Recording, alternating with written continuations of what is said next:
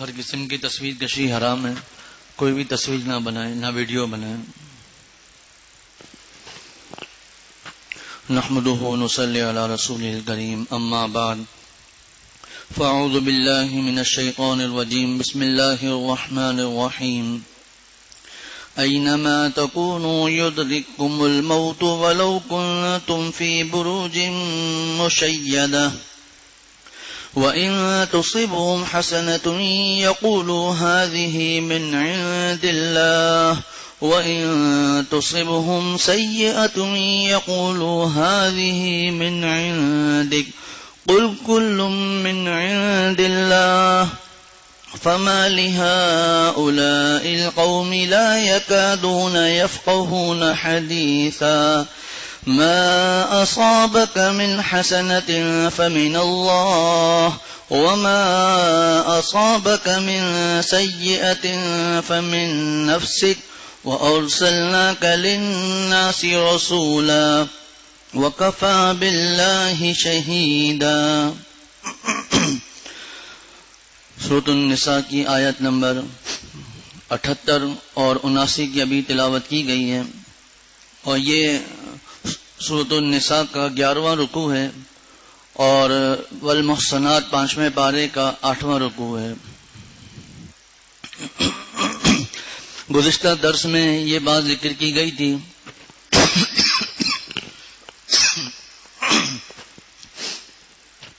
کہ بعض لوگوں کے ذہن میں یہ تھا کہ اگر ہم جہاد میں جائیں گے تو وہاں پر ہم مارے جائیں گے، اور اگر جہاد پر نہیں گئے تو ہم بچے رہیں گے.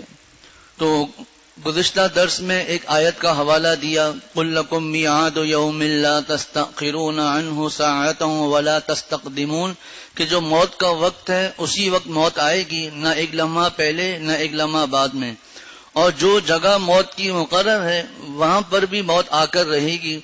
تو ایک آیت کا ٹکڑا گزشتہ درس میں پڑھا تھا، اینما تکونوا یدرککم الموت ولو کنتم فی بروج مشیدہ، تم جہاں بھی ہوگے موت تمہیں جا پکڑے گی.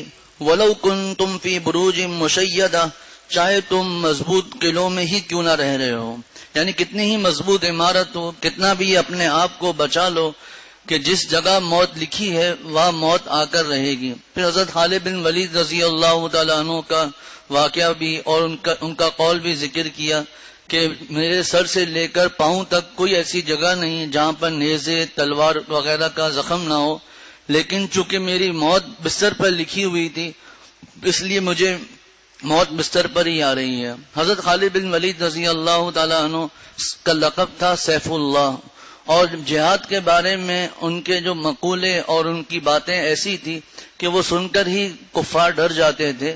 مثلا ایک مرتبہ حضرت خالد بن ولید رضی اللہ تعالیٰ عنہ نے کفاروں کو یہ پیغام بھجوایا کہ جتنی تمہیں شراب لذیذ اور عزیز ہے اس سے زیادہ مجھے اور میرے ساتھیوں کو موت اور شہادت عزیز ہے.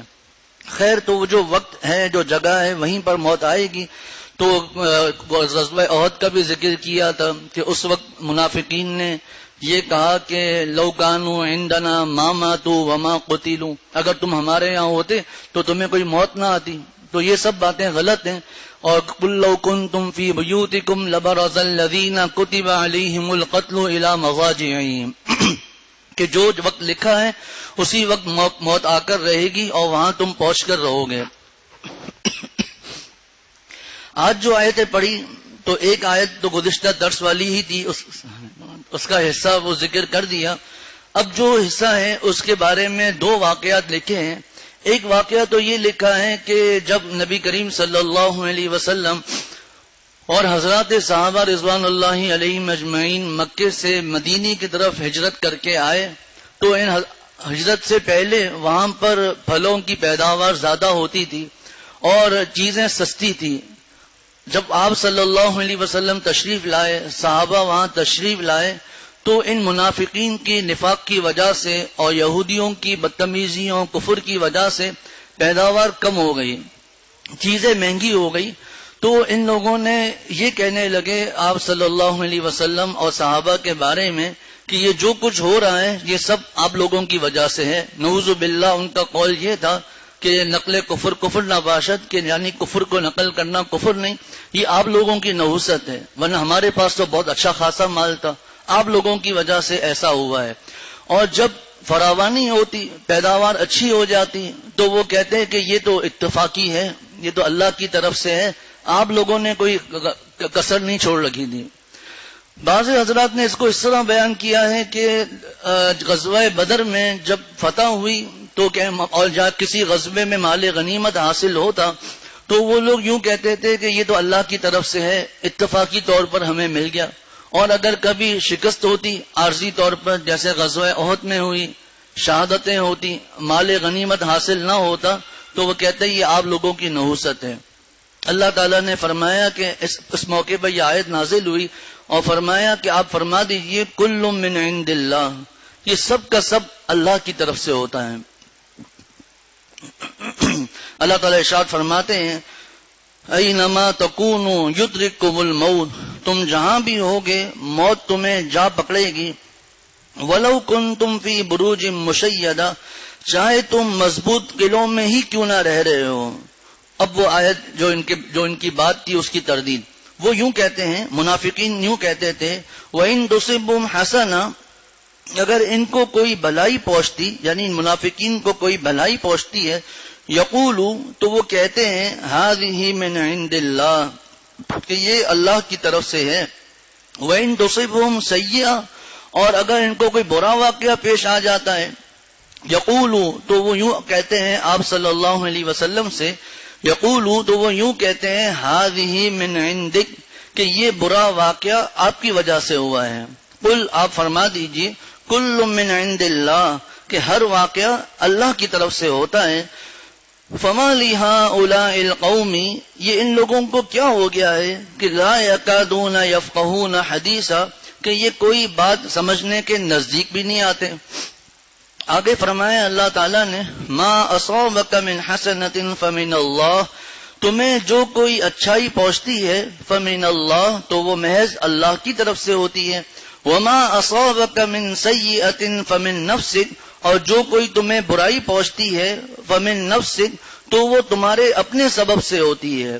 وَأَرْسَلْنَاكَ لِلنَّاسِ رَسُولًا، اور ہم نے آپ کو لوگوں کے پاس رسول بنا کر بھیجا ہے۔ وَكَفَى بِاللَّهِ شَهِيدًا، اور اللہ گواہی دینے کے لیے کافی ہے۔ حضرت شیخ الاسلام حضرت مفتی محمد تقی عثمانی صاحب دامت برکاتہم نے اس آیت میں اپنے آسان ترجمے میں ایک بات لکھی ہے۔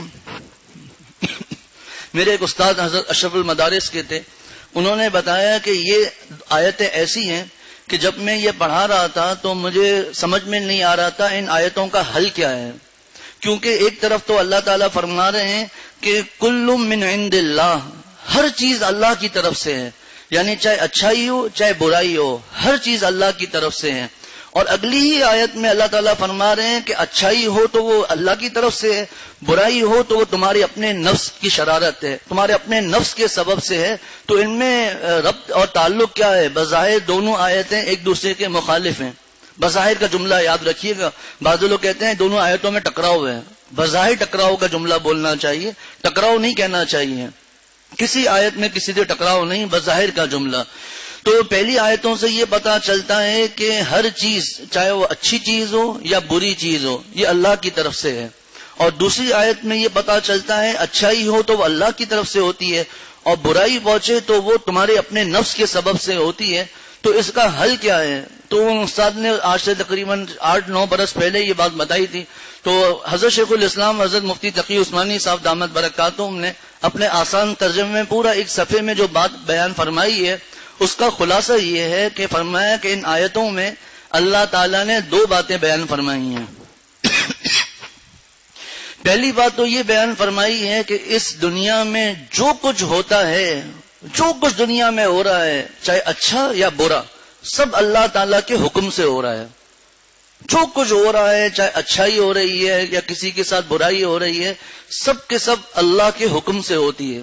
ہمارے حضرت والا رحمت اللہ علیہ کے خلیفہ جنوبی افریقہ جونسبرگ آزاد مل کے معتمم حضرت مولانا عبدالحمید صاحب دامت برکاتہم نے ایک دفعہ پیر کے دن بیان فرمایا، اور اس بیان میں حضرت نے فرمایا کہ ایک بادشاہ تھا، اس کا ایک وزیر تھا، وہ وزیر ہر وقت یہ بات کرتا تھا کہ جو کچھ ہوتا ہے وہ اچھے کے لیے ہوتا ہے، ہمارا اس میں فائدہ ہوتا ہے۔ بادشاہ کہتا تھا یہ کیسے ہو سکتا ہے، کسی کو بخار ہو رہا ہے، کسی کی ٹانگ ٹوٹ گئی، کسی کے ساتھ کیا واقعہ ہوا، فلاں فلاں، لیکن ہمیشہ آپس میں یہ سوال جواب چلتے رہتے تھے۔ ایک دفعہ بادشاہ کو بچھو نے کاٹ دیا۔ اب بادشاہ ویسے ہی غصے میں تھا، اس نے وزیر کو اپنا انگوٹھا دکھایا اور کہنے لگا کہ دیکھو کیا یہ اس میں میرا کوئی فائدہ ہے، مجھے اتنی تکلیف ہو رہی ہے۔ تو وزیر نے کہا کہ یہ بھی اللہ تعالیٰ کے حکم سے ہے، اس میں آپ کا فائدہ ہی ہے۔ بادشاہ کو بڑا غصہ ہے، بادشاہ نے وزیر کو قید کر دیا، جیل میں ڈال دیا۔ کچھ دنوں کے بعد بادشاہ شکار کے لیے گیا، کچھ اپنے ساتھیوں کے ساتھ۔ ایک جگہ ایسی آئی کہ بادشاہ ان سے الگ ہو گیا اور آ کر ایک ایسی جگہ آ کر پھنس گیا کہ وہاں پر لوگوں نے کہا ہم تو تجھے کھائیں گے۔ بادشاہ نے بڑی منتیں کی کہ بھائی میں بادشاہ ہوں، مجھے چھوڑ دو، بہت کہا، لیکن کہا ہم کچھ نہیں جانتے۔ جیسے ہی وہ بادشاہ پر حملہ آور ہوئے تو انہوں نے دیکھا کہ بادشاہ کے انگوٹھے پر زخم ہے، تو کہا کہ چھوڑو، ہم عیبدار شکار نہیں کھاتے، جاؤ تم۔ اب بادشاہ بڑا خوش ہوا، وہ آیا، وزیر سے معافیاں مانگی، جیل سے باہر نکلوایا۔ تو مولانا نے فرمایا کہ بادشاہ نے وزیر سے پوچھا کہ اتنا معاملہ تو حل ہو گیا کہ مجھے بچھو نے کاٹا، میرے لیے فائدے مند ہے، میں آج صحیح سلامت پہنچ گیا، لیکن تم جو جیل میں رہے، اتنا عیش و آرام کی زندگی گزارنے والے، تم جو اتنا عرصہ جیل میں رہے، اس میں کیا فائدہ ہے؟ کہ بادشاہ بات یہ ہے کہ آپ نے دیکھا ہے کہ اتنے برس ہو گئے، کچھ بھی ہو جائے میں آپ سے الگ نہیں ہوتا، میں آپ کے ساتھ ہر وقت ہوتا ہوں۔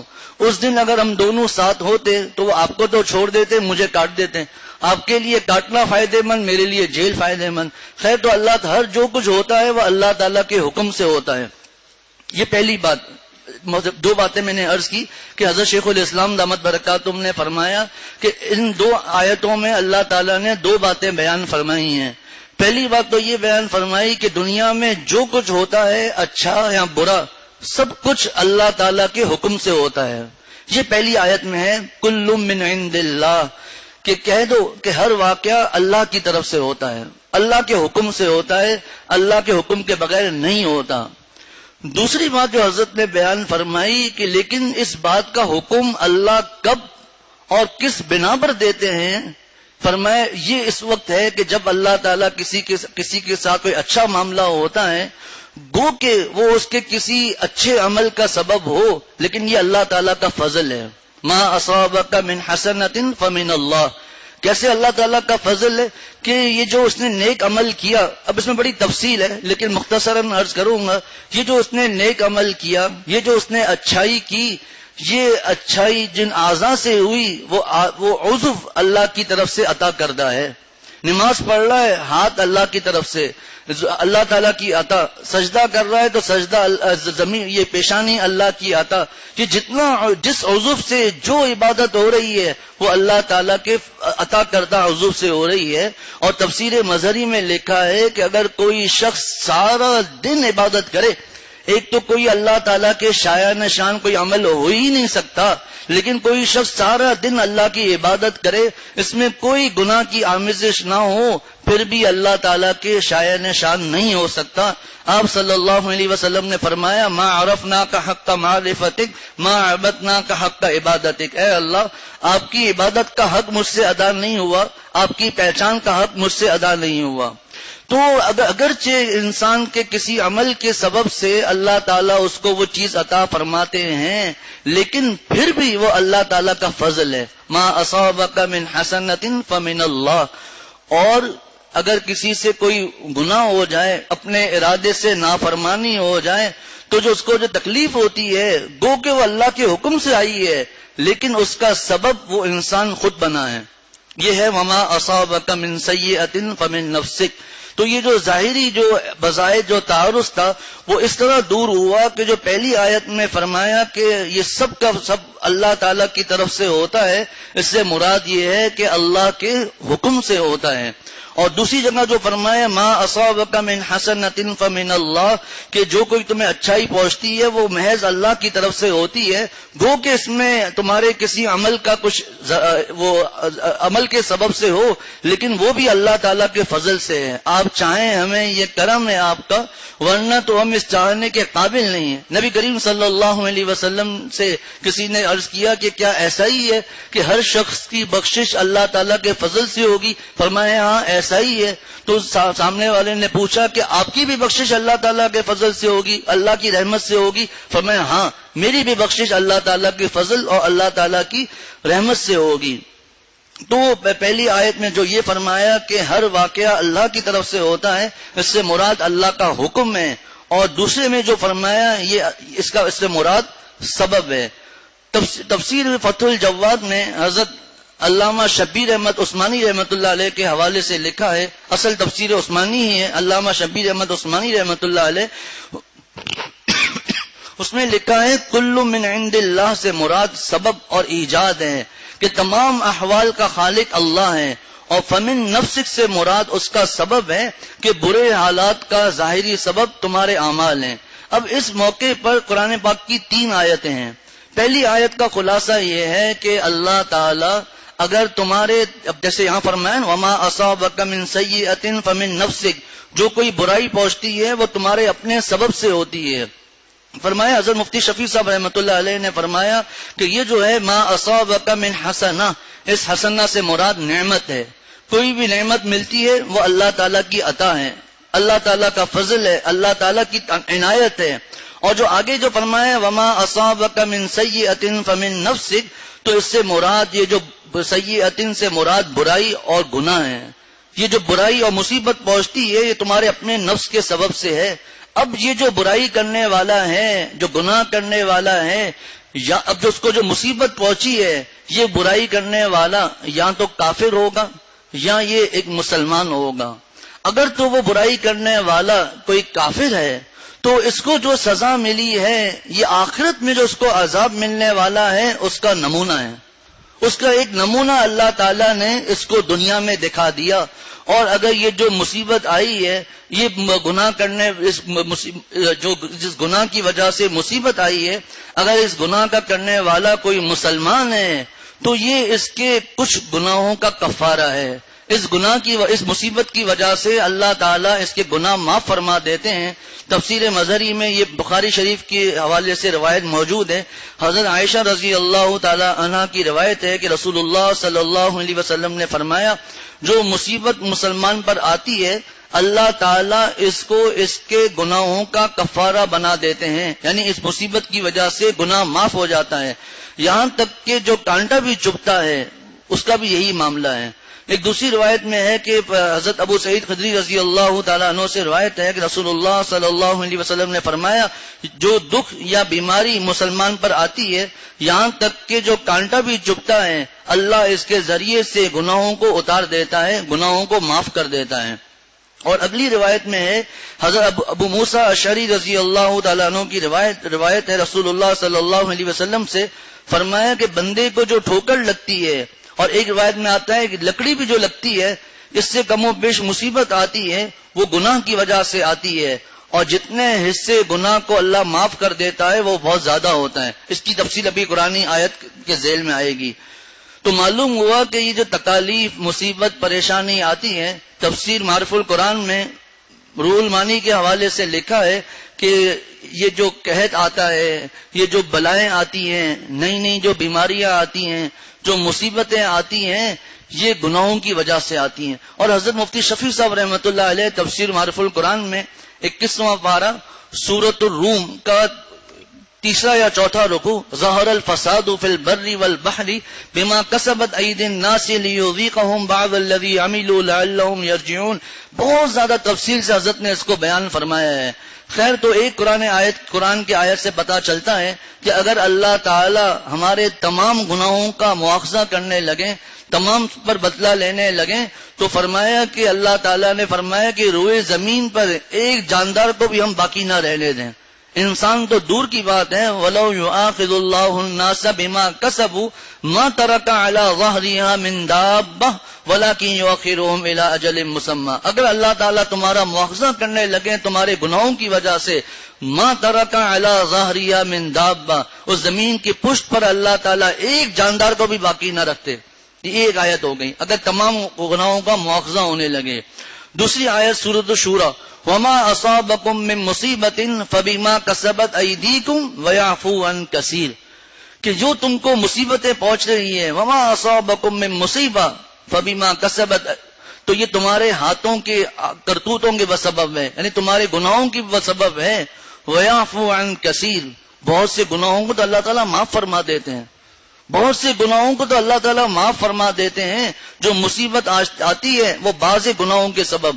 تیسری آیت نے اس دوسری آیت کو اور واضح کر دیا کہ ظہر الفساد فی البر والبحر، کہ خشکی اور تری میں جو فساد پھیل رہا ہے، جو فساد ظاہر ہو رہا ہے، ظہر الفساد فی البر والبحر بما کسبت ایدی الناس، یہ لوگوں کے ہاتھوں کے کرتوتوں کے سبب ہے. کیوں ہوتا ہے؟ لیذیقہم بعض الذی عملوا، اس کی وجہ کیا ہے؟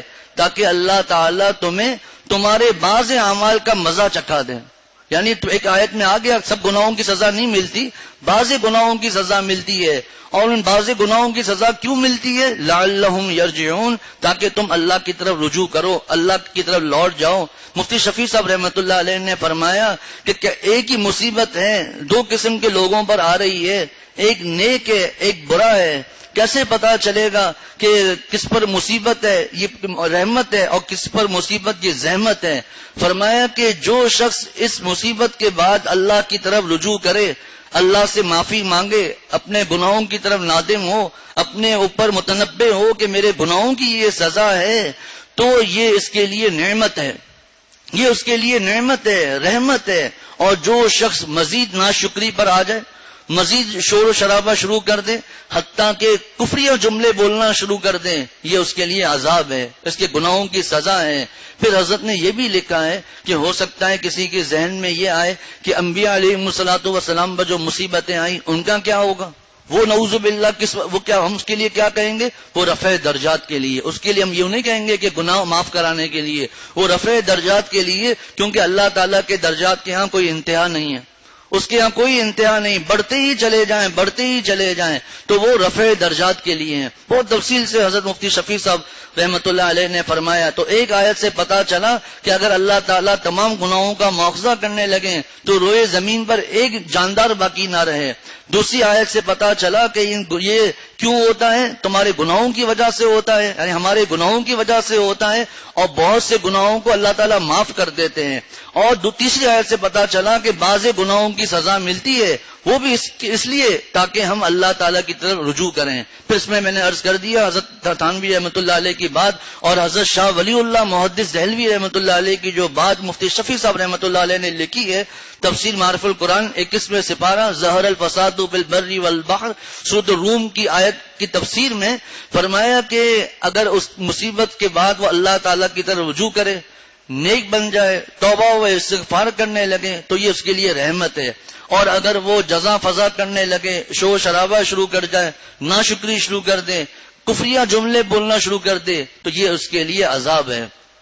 تو فرمایا اللہ تعالیٰ نے کہ اینما تکونوا یدرککم الموت ولو کنتم فی بروج مشیدہ، تم جہاں کہیں بھی ہوگے موت تمہیں جا پکڑے گی. ولو کنتم فی بروج مشیدہ، چاہے تم مضبوط قلعوں میں ہی کیوں نہ رہ رہے ہو. وَإِن تُصِبْهُمْ حَسَنَةٌ، اگر ان منافقوں کو کوئی بھلائی پہنچتی ہے، بھلائی کا مطلب میں نے شروع میں عرض کر دیا، یا تو اس سے مراد غزوات میں فتح مال غنیمت ہے، یا اس سے مراد یہ ہے کہ پیداوار خوب ہونے لگی، اس کی جو قیمت تھی وہ کم ہو گئی، تو کہنے لگے یقولوا هذه من عند اللہ، تو وہ یہ کہتے ہیں کہ یہ اللہ کی طرف سے ہے. یعنی آپ صلی اللہ علیہ وسلم کا اس میں کوئی دخل نہیں مانتے، حضور کی کوئی تدبیر نہیں، کہ انہوں نے تو کوئی کسر ہی نہیں چھوڑی تھی ہمیں مروانے کی اور اپنے ساتھ لیکن یہ اللہ کی طرف سے عطا ہو گئی. تو یقولوا هذه من عند اللہ، تو وہ یہ کہتے ہیں کہ یہ اللہ کی طرف سے ہے. وَإِن تُصِبْهُمْ سَيِّئَةٌ، اور اگر کوئی برا واقعہ ان کو پیش آ جاتا ہے، یا تو غزوہ احد میں جیسے عارضی طور پر شکست ہوئی، شہادتیں ہوئیں، مال غنیمت نہیں ملا، اس قسم کی کوئی مصیبت، پیداوار کم ہو گئی، اس کی قیمتیں بڑھ گئی، وَإِن تُصِبْهُمْ سَيِّئَةٌ، اور اگر ان کو کوئی برا واقعہ پیش آ جاتا ہے، یقولوا، تو وہ آپ سے یوں کہتے ہیں، هَذِهِ مِنْ عِنْدِكَ، یہ برا واقعہ آپ کی وجہ سے ہوا ہے کہ آپ ہمارے پاس آئے اور آپ کی وجہ سے ہمارے ساتھ یہ معاملات ہوئے۔ قل، آپ فرما دیجئے، کل من عند اللہ، میں نے پہلے بھی عرض کیا تھا کہ قل سے مراد اگرچہ آپ صلی اللہ علیہ وسلم ہیں، لیکن جب ہم ترجمہ کریں گے تو یوں نہیں کہیں گے آپ صلی اللہ علیہ وسلم فرما دیجئے، بلکہ ترجمے کے وقت یوں ہی کہیں گے کہ آپ فرما دیجئے کل من عند اللہ، کہ کہہ دو کہ ہر واقعہ چاہے اچھا ہو یا برا ہو اللہ تعالیٰ کی طرف سے ہوتا ہے۔ آگے فرمایا فما لہؤلاء القوم، ان لوگوں کو کیا ہو گیا ہے، لا یکادون یفقہون حدیثا، کہ یہ کوئی بات سمجھنے کے نزدیک بھی نہیں آتے، یعنی کسی بات کو سمجھنا تو دور کی بات، یہ نزدیک بھی نہیں آتے۔ حدیثہ سے مراد کیا ہے؟ بعض حضرات فرماتے ہیں اس سے مراد قرآن پاک ہے، کہ یہ قرآن پاک سمجھنے کے نزدیک بھی نہیں آتے۔ تو فما لہؤلاء القوم، ان لوگوں کو کیا ہو گیا ہے، لا یکادون یفقہون حدیثا، کہ یہ کوئی بات سمجھنے کے نزدیک بھی نہیں آتے۔ آگے فرمایا، تو یہ پہلا جو تھا کل من عند اللہ، اس سے مراد جو دنیا میں جو کچھ ہوتا ہے وہ اللہ کے حکم سے ہوتا ہے، لیکن اس کا ظاہری سبب کیا ہے؟ تو ما اصابک من حسنۃ فمن اللہ، تمہیں جو کوئی اچھائی پہنچتی ہے تو وہ محض اللہ کی طرف سے ہوتی ہے، گو کہ اس میں ہمارے کسی عمل کا بھی وہ ذریعہ اور سبب ہو، لیکن وہ عمل جو ہے وہ بھی اللہ تعالیٰ کا فضل ہے، اللہ کی عطا ہے، اللہ کی شایع نشان نہیں، تو اس کو بھی اللہ تعالیٰ کا کہہ فرما دیا یہ اللہ کی طرف سے ہوتا ہے، تمہارا کمال نہیں۔ وما اصابک من سیئۃ فمن نفسک، اور جو کوئی تمہیں برائی پہنچتی ہے وہ تمہارے اپنے سبب سے ہوتی ہے۔ تو حضرت مفتی تقی عثمانی صاحب دامت برکاتہم کی دو باتیں میں نے عرض کی ان دونوں آیتوں میں۔ اب فرمایا کہ یہ جو کہتے تھے کہ ہمارے ساتھ جو کچھ ہو رہا ہے یہ آپ کی وجہ سے ہو رہا ہے، اگر تو اس کا مطلب یہ ہے کہ ہمارے ساتھ جو کچھ ہو رہا ہے وہ آپ کے حکم سے ہو رہا ہے، تو یہ تو بالکل ہی غلط ہے کہ دنیا میں جو کچھ ہو رہا ہے وہ اللہ کے حکم سے ہو رہا ہے۔ اور اگر ان کی مراد اس سے یہ تھی کہ اس کے سبب آپ ہیں، نعوذ باللہ آپ کی نحوست سے ایسا ہو رہا ہے، تو یہ بھی غلط ہے۔ ہر انسان کو اس کے اپنے عمل کی سزا ملتی ہے۔ تو فرمایا کہ اور آپ کا کیا معاملہ ہے؟ وَأَرْسَلْنَاكَ لِلنَّاسِ رَسُولًا، ہم نے تو آپ کو لوگوں کے پاس رسول بنا کر بھیجا ہے۔ یہاں یہ نہیں فرمایا کہ ہم نے صرف آپ کو ان لوگوں کے لیے رسول بنا کر بھیجا ہے، فرمایا للناس، تمام لوگوں کے لیے رسول بنا کر بھیجا ہے۔ اگلے درس میں اس کی تفصیل انشاءاللہ آئے گی کہ من یطع الرسول فقد اطاع اللہ، جو کہتے ہیں نعوذ باللہ میں حدیث کی ضرورت نہیں، ہمارے لیے اسے قرآن کافی ہے، ہم قرآن پر ہی عمل کریں گے اور حدیث کوئی ہمارے لیے حجت نہیں۔ تو اس آیت میں صاف صاف فرما دیا، جیسا کہ گزشتہ درس میں بھی آیا تھا کہ فلا وربک لا یؤمنون حتی یحکموک فیما شجر بینہم ثم لا یجدوا فی انفسہم حرجا مما قضیت ویسلموا تسلیما، کہ قسم اللہ تعالیٰ کی، آپ کے پروردگار کی قسم، یہ لوگ اس وقت تک مومن نہیں ہو سکتے حتی یحکموک فیما شجر بینہم، کہ جب تک آپس کے جھگڑوں میں آپ سے فیصلہ نہ کرا دیں، اور فیصلے کے بعد ثم لا یجدوا فی انفسہم حرجا، پھر کوئی تنگی بھی محسوس نہ کریں، یعنی جو ہر معاملے میں آپ کا فیصلہ حجت ہے، تو آپ کی زندگی میں آپ کے پاس آنا اور آپ صلی اللہ علیہ وسلم کے پردہ فرمانے کے بعد قرآن اور حدیث، یہ آپ کے پاس آنا یہ حدیث ہی تو ہے۔ تو جو کہتے ہیں حدیث کو ہم نہیں مانتے نعوذ باللہ، تو من یطع الرسول فقد اطاع اللہ، جس نے رسول کی اطاعت کی اس نے اللہ کی اطاعت کی۔ تفصیل انشاءاللہ تعالی اگلے درس میں۔ مختصراً یہ کہ ایک آدمی کو کوئی کہے کہ جو میں اس آدمی کو اپنی جگہ پر بیٹھا رہا ہوں، جو اس کی بات مانے گا اس نے میری بات مانی۔ اب ایک آدمی آ کر کہتا ہے جی میں آپ کی یہ بات تو مانوں گا یہ بات تو نہیں مانوں گا، تو اس آدمی نے اپنے اس بڑے آدمی کی مخالفت کی۔ جب اس نے کہہ دیا کہ جس نے اس کی بات مانی اس نے میری بات مانی، تو یعنی اس کو اس آدمی پر بھروسہ ہے، تبھی تو اس نے کہا ہے۔ تو پھر یہ کہنا کہ یہ بات آپ نے کہی نہیں کہی، یہ بات ہم مانیں گے یہ نہیں مانیں گے، یہ اپنی خواہش پرستی ہے، اپنی نفسانی خواہشات ہیں۔ جب اللہ تعالیٰ نے فرما دیا کہ جس نے رسول کی اطاعت کی اس نے اللہ کی اطاعت کی، تو حضور صلی اللہ علیہ وسلم کی احادیث کو حجت نہ ماننا، آپ صلی اللہ علیہ وسلم کو افعال کو حجت نہ ماننا، یہ سب گمراہی ہے۔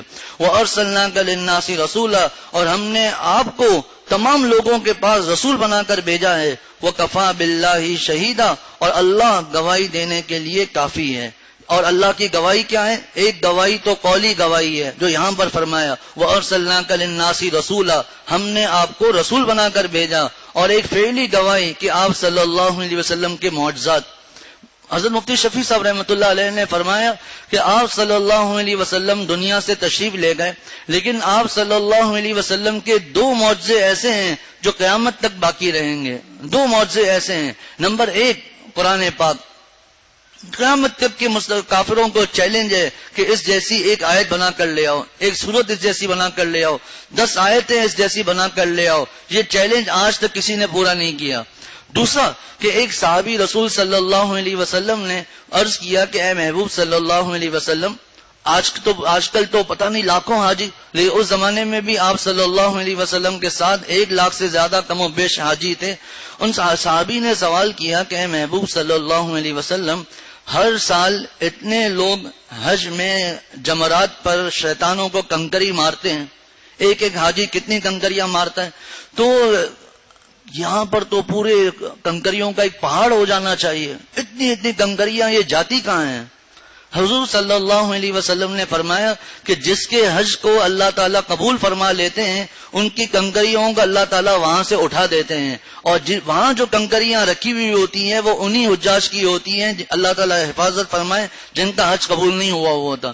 اسی لیے علماء نے لکھا ہے کہ وہاں پر جو کنکریاں کم ہو گئی ہیں، مزدلفہ میں نہیں اٹھا سکے یا اٹھا لی کم پڑ گئی، کوئی بھی گم ہو گئی، کوئی بھی معاملہ ہوا تو دوسری جگہ سے چن لیں، لیکن وہ جو کنکریاں ہیں وہ مردود کنکریاں ہیں، اس کو نہیں اٹھانا چاہیے. حضرت شیخ الاسلام دامت برکاتہم یا مفتی شفیع صاحب رحمۃ اللہ علیہ نے اپنے زمانے میں فرمایا گو کہ اب حکومت سعودیہ نے وہاں سے اٹھانا شروع کر دیے ہیں، لیکن یہ آپ صلی اللہ علیہ وسلم کا ایسا معجزہ ہے جس کی تصدیق قیامت تک ہوتی رہے گی. قیامت تک اس کی تصدیق ہوتی رہے گی کہ یہ 2 معجزے، ایک قرآن پاک اور دوسرا یہ جمرات کا معاملہ.